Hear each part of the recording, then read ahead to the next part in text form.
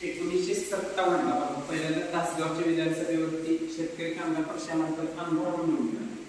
ज्यावेळी बापू शेतकरी कामगार पक्षाचे सरचिटणीस होते असे विधान परिषदेत देखील बापूंची निवड झाली. बापूने आपल्याला आपल्या जनतेचं मत विधानसभेला विधान परिषदेमध्ये असताना खोलगटपणे मांडले. बापूंनी केलेले सामाजिक कार्य, सामाजिक विकास योजना राबवल्या त्याची माहिती यांनी विषय केली. प्रसंगी लाठीमार गोळीबार झाला तरी बापू मागे हटले नाही. किर्लोस्करवाडी इथे रेल रोको आंदोलन होते.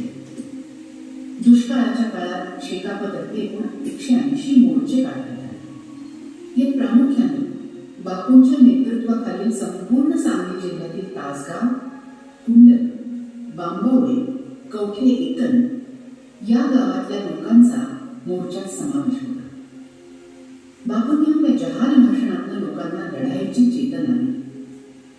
प्रत्येकाच्या हाताला काम या प्रमुख मागणीमुळेच शेकापच्या मोर्चांना जनतेतून प्रचंड प्रतिसाद मिळाला आणि त्यातूनच पुढे राज्याची रोजगार हमी योजना जन्माला आली.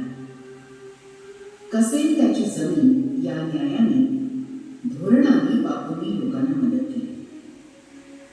जातींमुळे समाजात पडणारे फूट, भांडणं हे पाहून बापू व्यथित होते.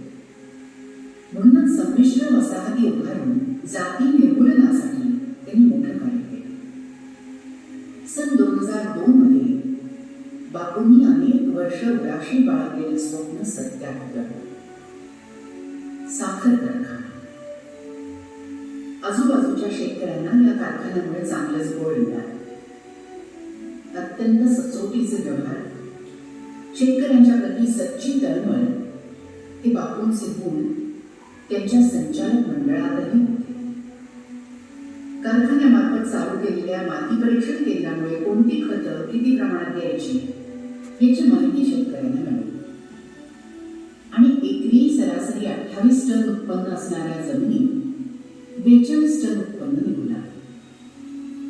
त्याचबरोबर सहकारी लिफ्ट इरिगेशन संस्था आणि इतर अनेक सहकारी पाणी पुरवठा संस्था याद्वारे जास्तीत जास्त जमीन पाण्याखाली आणण्याचा प्रयत्न करण्यात आला.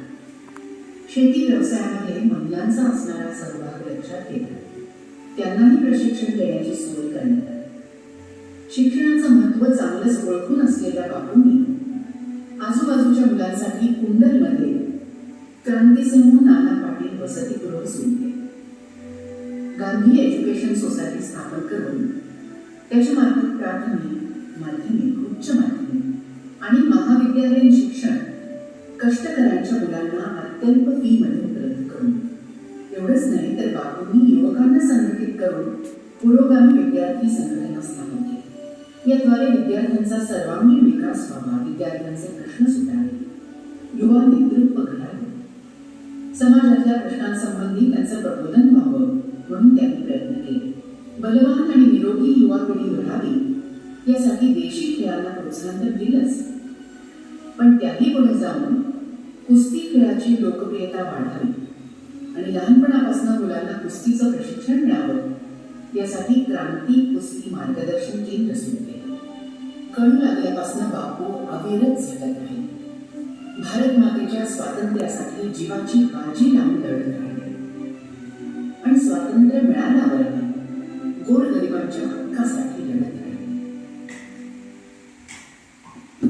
बापू समाजाच्या प्रत्येक प्रश्नावर अग्रणी असायचे. जनतेनेच बापूंना क्रांती अग्रणी पदवी बहाल केली. बापूंच्या सामाजिक आणि ऐतिहासिक कार्याची दखल घेत शिवाजी विद्यापीठाने 2011 मध्ये बापूंना डिग्री सांगितली. 2011 मध्ये बापूंना सांगली भूषण हा पुरस्कार देखील प्रदान करण्यात आला. दिनांक 14 नोव्हेंबर 2011 रोजी बापूंचे प्राणपंच तत्वामध्ये विलीन झाले. बापू 89 वर्षे कार्यरत होते.